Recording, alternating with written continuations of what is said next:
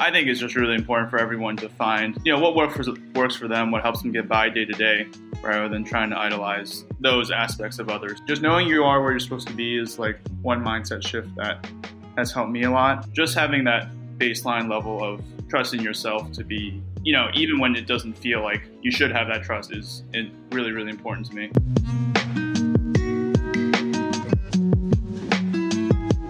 Welcome to Mindful Dream Podcast, where we help you to not decide what's really important while chasing your dreams.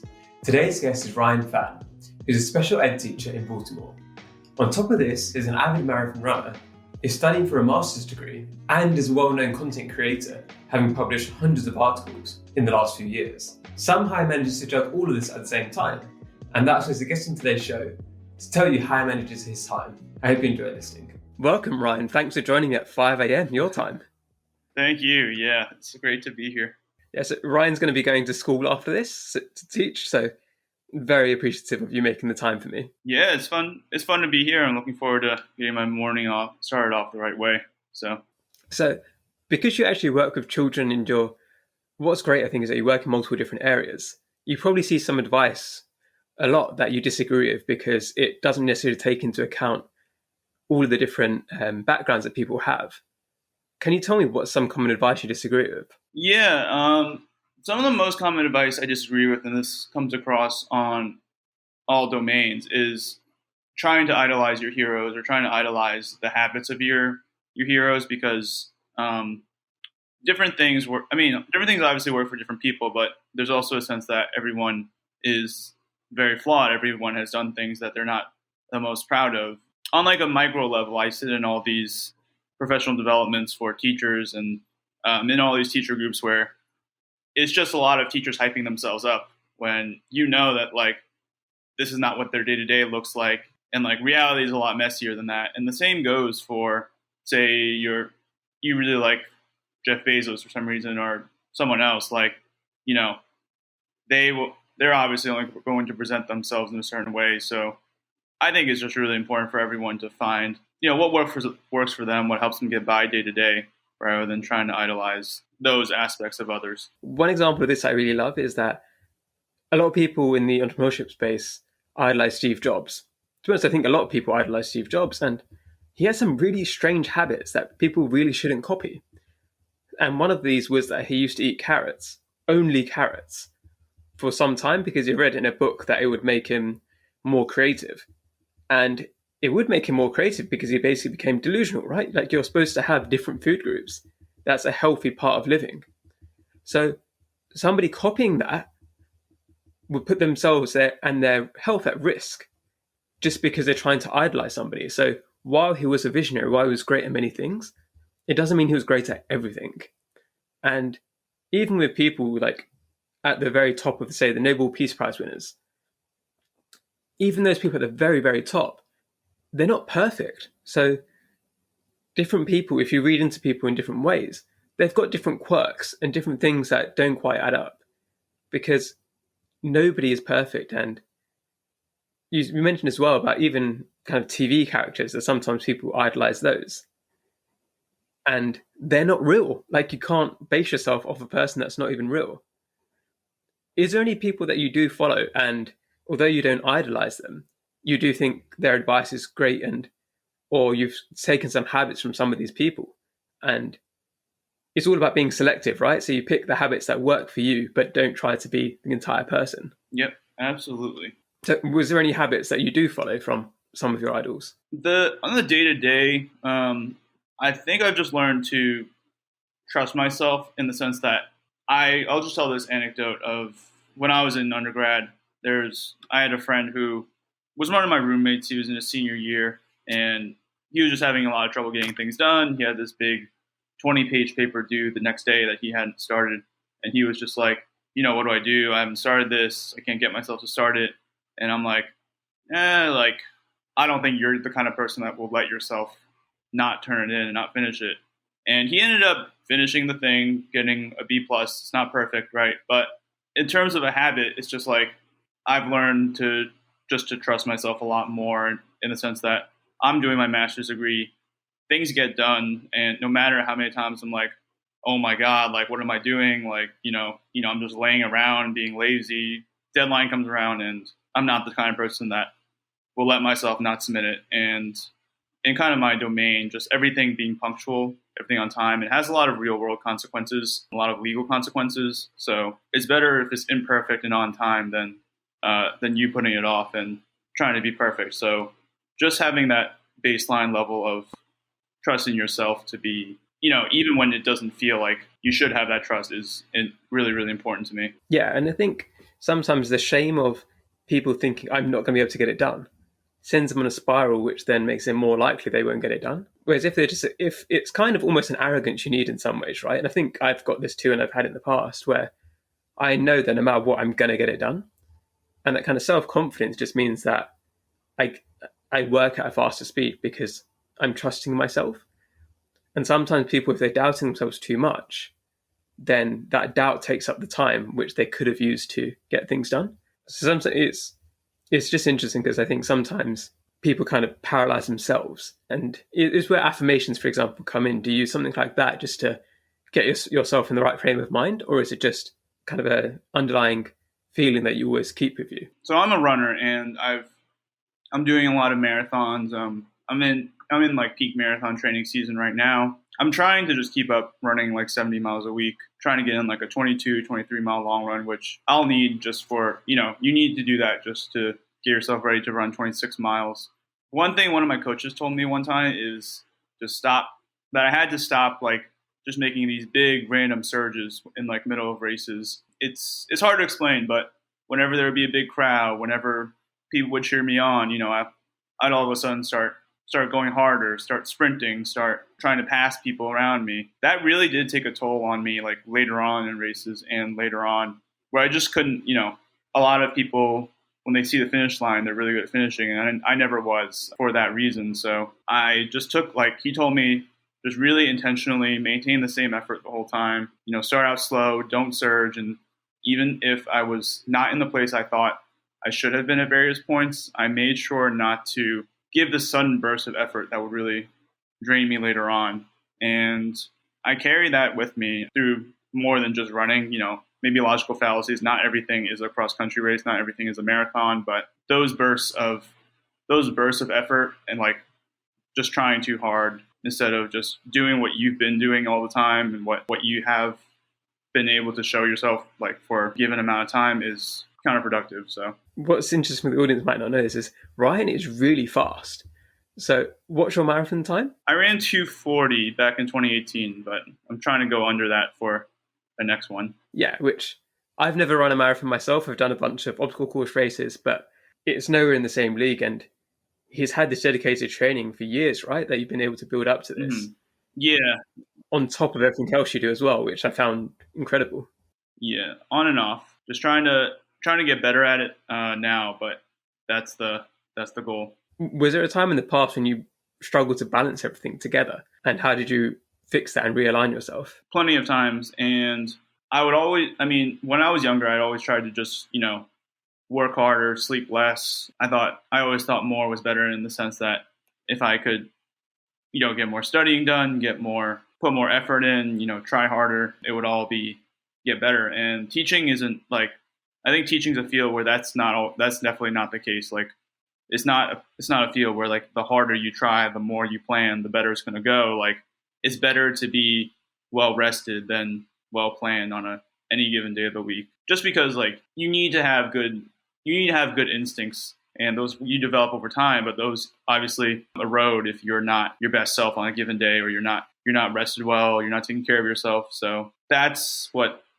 I've taken into perspective as a teacher, and that's what I take into perspective as a runner too, that it's better to be well rested than well prepared or well planned. I think one of the other things as well related to this is sometimes people expect their gut instincts to be there like straight away, and it can take years for that to happen. And it's having that compassion to yourself that you don't need to be amazing at something when you first start.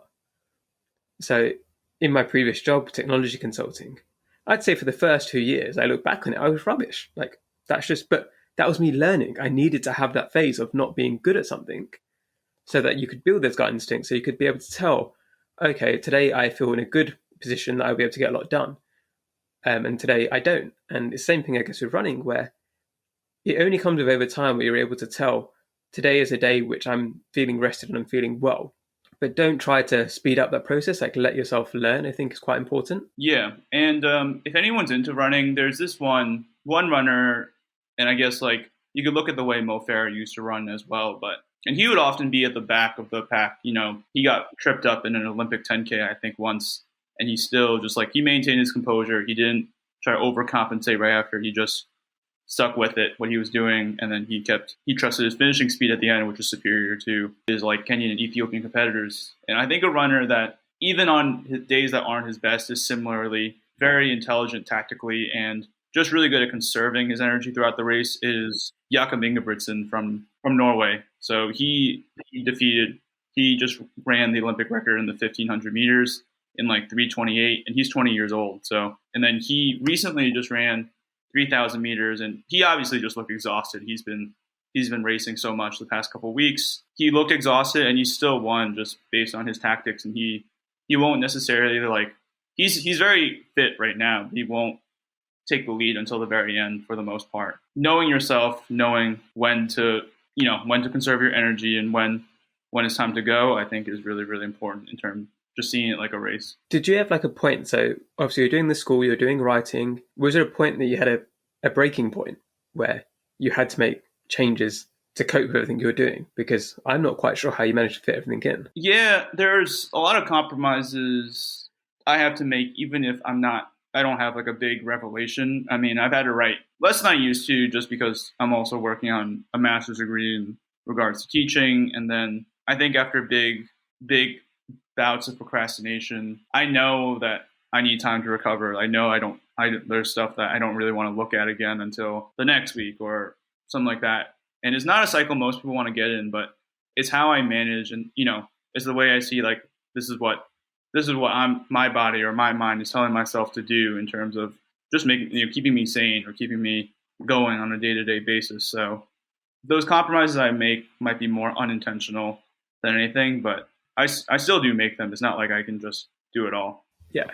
And I guess this brings up a point that's something that me and Ryan talked about a week or so ago, is Ryan was asking me about UX and how to get a mentor because he wants to get into that field. And then I asked him, like, have you got enough time for this? Because he already is, like he said, is quite stretched. He's got lots of things going on. But the UX side is a new shiny thing, which he enjoys. But it's how to make that decision of what to pursue. Because if you made time for doing the UX stuff, what would you kind of sacrifice for that? If you were trying to, say, spend a few hours a week doing design and doing these other kind of things, do you have in your mind what you cut back on? Yeah, I mean, I think I would write a little less. I think my writing pace has been a lot more, it's been, I have bursts where motivation does come and the ideas come, and like we all have that feeling sometimes where it feels like it just comes naturally and it's like silk. And unfortunately, I've had that much less and less as I've gotten a lot more burdened per se, and personally and professionally. I think that's where it is. And I think like what you were saying about just being rubbish at when you're a beginner, that's completely how I feel, just like trying to delve into it. The way I got into it is my teachers union asked me to be an editor. I'm like, oh, okay, I have experience editing. Like, I would love to edit this newsletter. And they're like, oh, we mean layout. I'm like, all right, I'll still try to do it. And it's actually gone pretty well, but I definitely want to refine my skills a bit there. Hi, everyone. I hope you're enjoying the episode so far. I want to take a quick break to ask you to check in on yourself. There's many people struggling with balance, and there's nothing to be ashamed about. The tips that my guests and I share can hopefully help you along the way. But if you already feel overwhelmed or burnt out, it's probably best that you ask somebody for help too. For some, this might be a friend or family member, but others might feel like they have nobody they can talk to. If you're one of these people, check out the link in the show notes. It's for United for Global Mental Health. They've got helplines all across the world with people willing to listen on the other side. It's important to let somebody know how you're feeling. Now, back to the show. At the moment, what have you got going on? So you've got the masters, you've got the running, you've got teaching, you're doing a little bit of writing, a little bit of design, and you've had some recent good news as well, I believe. Yeah. So recently, I got engaged. So it's hard to believe it was a month ago, but it was a month ago, and it's not like you just get engaged and everything is good until the wedding. Like there's come like a significant amount of planning. And I'm trying to not buy into the gender norms that, oh, the woman does all the planning. But we've been going to visit venues that are an hour or two away, and that does take up significant time as well. And it can be a bit draining too, because I'm not sure what I'm looking for, and it's complicated. But trying to make space for that part of my life too, and I don't compromise on my friends or my relationship at all either. So that's something that has kept me pretty grounded as well. I guess something which I could look for advice from you. So what's happening for me at the moment is everything I was doing on the side before on top of the job was during the pandemic when social life was kind of on pause. And now that things are opened up again, I'm throwing myself back into my social life, and I've got events on almost every day or every other day. And for me, I guess it's still getting used to it again, but I'm trying to prioritize that. And when I'm prioritizing that, it means that sometimes I need to do the things that I do for my work and for my businesses gets pushed out, and it's trying to find the right balance between those two different areas. So do you at the moment, do you think you always prioritize your social life and everything else needs to work around that? Or do you sometimes have to cut back and say, no, I've got to study for my master's, or no, I've got to do this, I've got to run? How often do you think you're saying no to those kind of events? Or do you find ways to just manage it? Yeah, I can't give a very definitive answer. I think it's a bit nuanced at the moment. And one example is last Saturday I went to go see a concert with my fiance. I thought it would be like a concert, like 2 hours, you see the band, you're out. But it ended up being 6 hours of a music festival, 6 different bands. I still needed to run. I still needed to do all this stuff. And I found myself getting like a little agitated at myself for not knowing, not asking the right questions.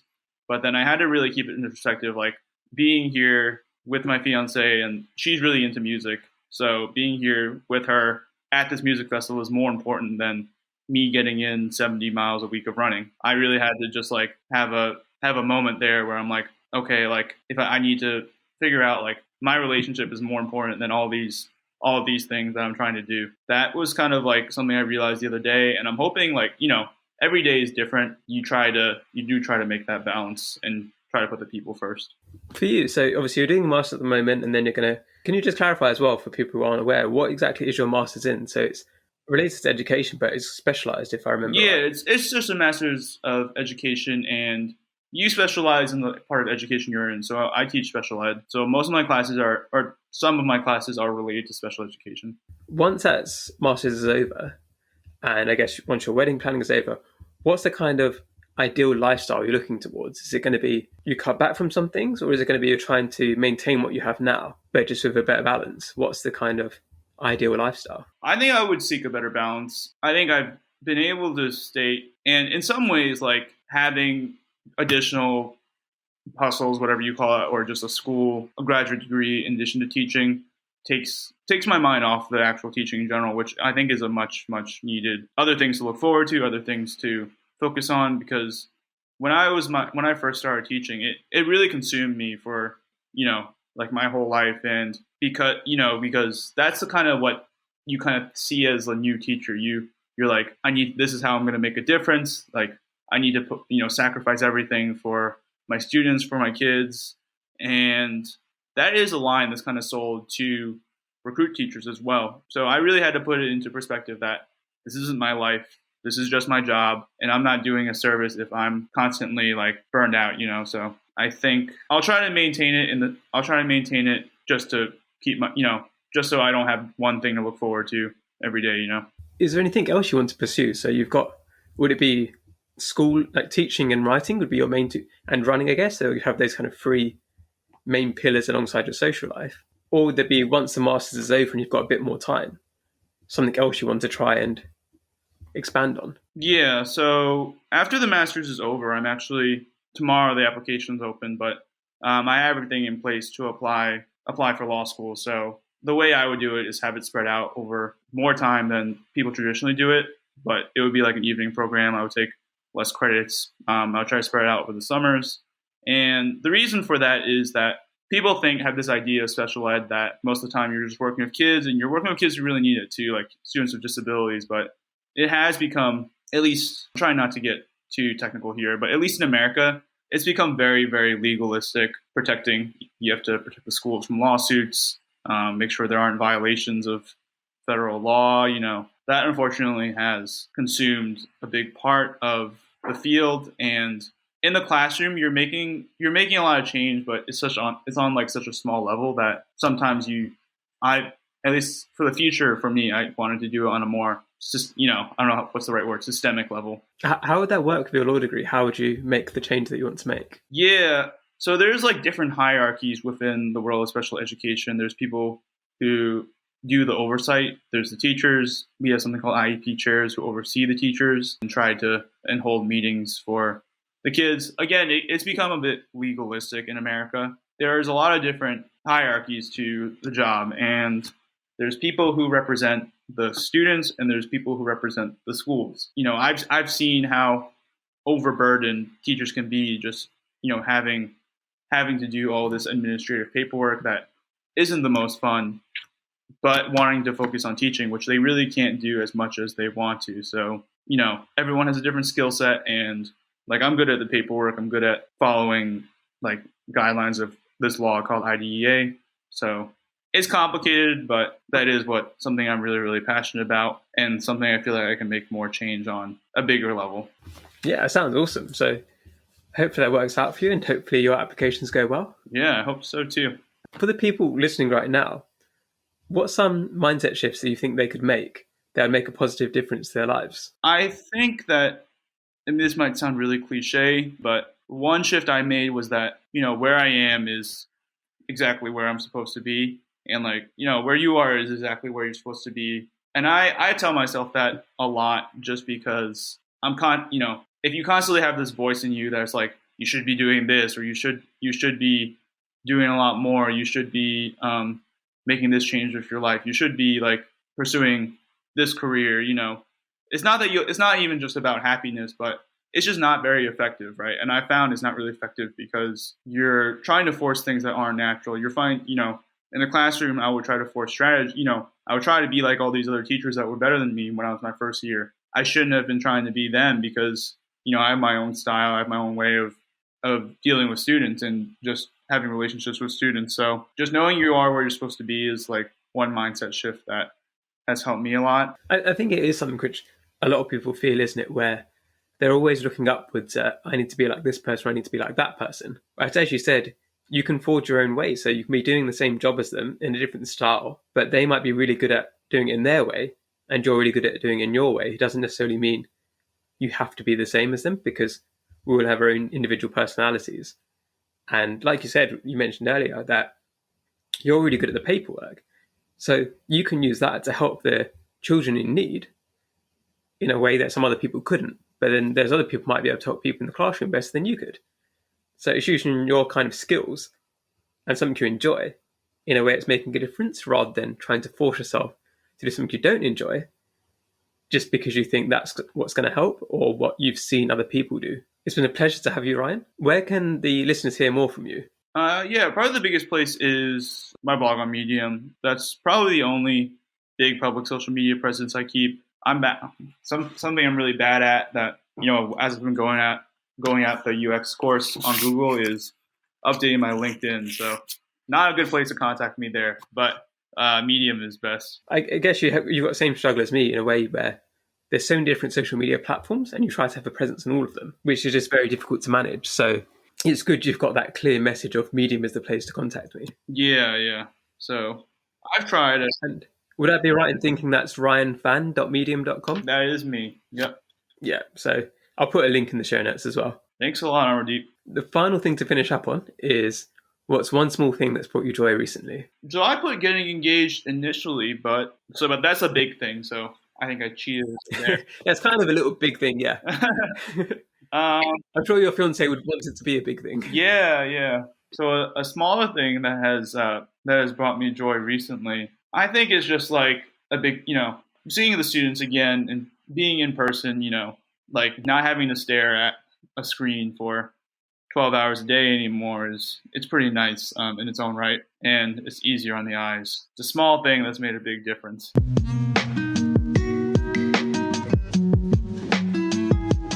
If if you're listening on Apple Podcasts, I'd love it if you could leave me a 5-star review. It really helps to get the message out further. Wherever you're listening, it would be awesome if you could subscribe and to share on your social media channels. If you want to see more of my work and advice, you can find all of the links in the show notes. Thank you again for listening, and I hope you have a lovely day.